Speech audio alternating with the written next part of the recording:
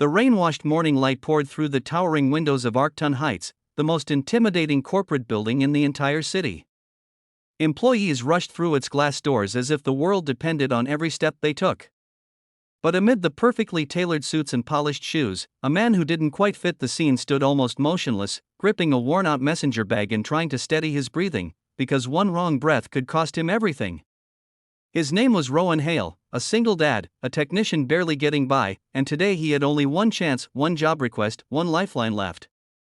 And the CEO who summoned him was known for firing people faster than they could knock on his office door. If you believe that kindness, courage, and second chances can change everything, please take a moment to like, comment, share, and subscribe to Grandma's book. Your support means the world. Rowan stepped off the elevator, dripping slightly from the earlier drizzle, and approached the frosted glass door bearing the name, Ilara Venn, Chief Executive Officer. He pushed it open and found a woman leaning over her desk, her palms pressed against a stack of documents, her eyes tired and frantic. She looked powerful, polished, but shaken, like someone who'd been fighting a silent battle no one else could see.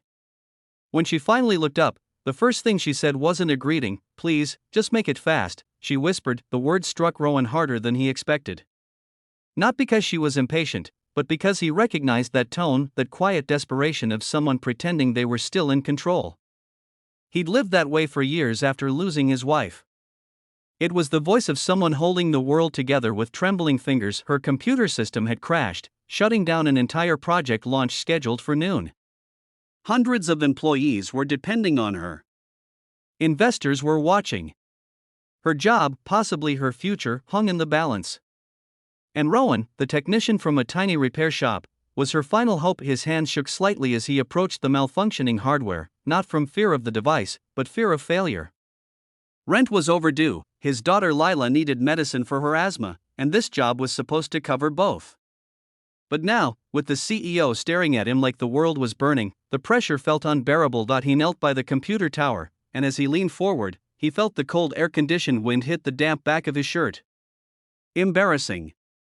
Professional technicians weren't supposed to show up soaked and trembling. In one spontaneous motion, he stripped off his jacket and placed it aside so he could move freely.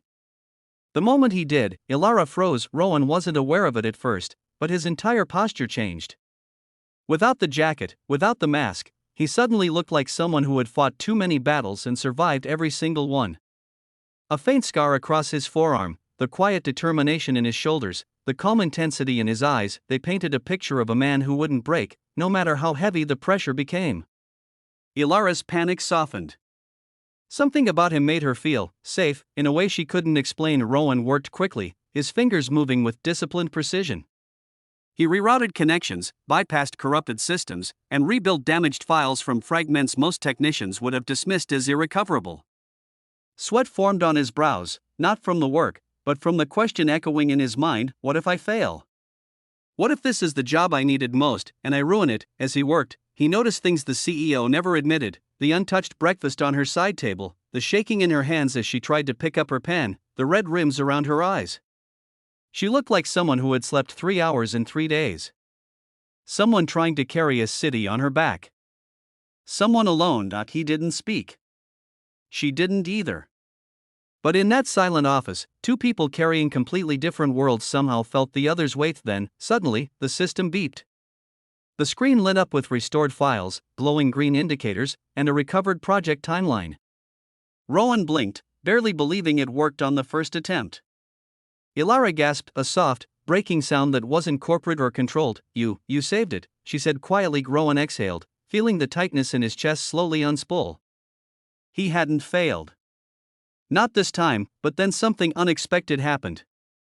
Instead of dismissing him, instead of returning to her corporate armor, Ilara sat down slowly, covering her face for a moment, not in shame, but in overwhelming relief. For the first time all morning, she breathed fully. Rowan stood frozen, unsure whether to leave or wait. Finally, she looked up and asked softly, "How did you stay so calm under pressure?" Rowan didn't tell her about the nights he'd stayed awake beside Lila's hospital bed. He didn't tell her about losing his wife when Lila was only 6 months old. He didn't tell her about working 3 jobs just to keep the lights on. Instead, he just said, "I've learned that sometimes, life doesn't give you time to panic." Something in that sentence hit her deeply, like truth spoken in a language only exhausted souls understood. Minutes later, instead of letting him go, she asked him to stay, to walk her through the system, to help stabilize the entire network, to consult on the project's infrastructure. By the time noon arrived, Rowan had not only saved the launch but had impressed the entire executive team with his clarity, vision, and genuine resilience. Ilara pulled him aside afterward, her tone softer than before. She offered him something he never expected, a full-time position, triple his current pay, stable hours, and health benefits for his daughter. Rowan felt something inside him crack open, not fear, not exhaustion, but hope, warm and terrifying in its beauty. As he left the building later that afternoon, the sun finally broke through the clouds. For the first time in years, Rowan walked with the certainty that tomorrow wouldn't be a battle, but a beginning.